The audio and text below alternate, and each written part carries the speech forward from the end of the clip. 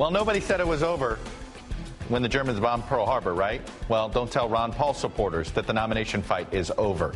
The Texas congressman is still in the Republican presidential race, and although his chances of winning the nomination are slim to none, he can still make things interesting, and here's how. Today we're doing a deep dive into Paul's bid to win delegates and influence in the party, and he's doing it a couple of ways. So when it comes to the head-to-head matchups, Paul, of course, is not farewell. He hasn't won a single primary or caucus on the nights that the primary or caucuses have been held. Currently, Mitt Romney has 856 delegates. Ron Paul estimated to be just 94.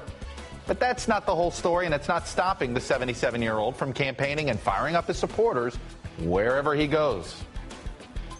The dictators and the pharaohs and the kings have been around for a long, long time. Freedom is a new idea.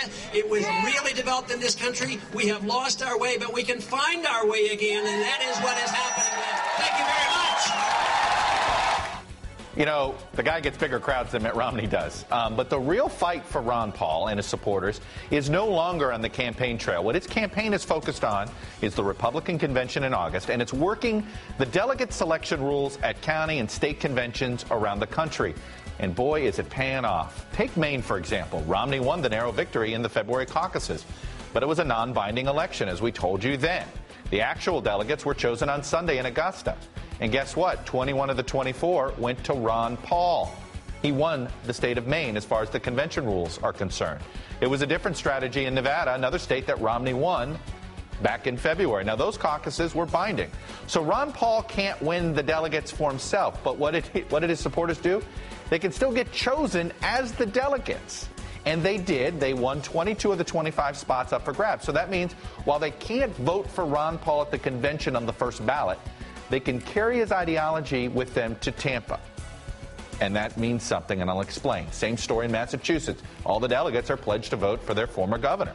But even in a state where Romney won more than 70% of the vote, it's Paul's supporters that are going to fill 16 of the state's 38 delegate seats. Now, Paul's supporters have even denied Romney's former lieutenant governor, Kerry Healy, the chance to be a delegate for Mitt Romney. So what's the frontrunner's response to all this? His campaign says Governor Romney has a lot of respect for Dr. Paul and the energy his supporters bring to the process. As for individual state conventions, make no mistake that the Tampa convention will nominate Mitt Romney, and it will be his convention. But what happens if Ron Paul's supporters decide to stir the pot? For one, they can do some serious damage to Romney's attempts to unify the party. Even if they can't vote for Paul, it's possible that Paul's supporters turned delegates may just refuse to vote. Maybe rather than vote for Mitt Romney. That's possible. Romney could still get the nomination, but it just may not be pretty or unanimous. So why would Ron Paul go to all this trouble? Well, for one, he wants a strong voice at the convention and possibly a shot at influencing the party platform. There's also the possibility he's paving the way for a future White House bid by his son, Kentucky Senator Rand Paul. And lastly, don't count out the possibility that the 77-year-old himself could run again. After all, he's done it 3 times already. What's one more? There are ways that these Paul-influenced delegates can mess around at this convention. They're not going to deny Romney the nomination. That we know. The party platform is a big deal. And guess what? Also the VP nomination. There is no pledge on that.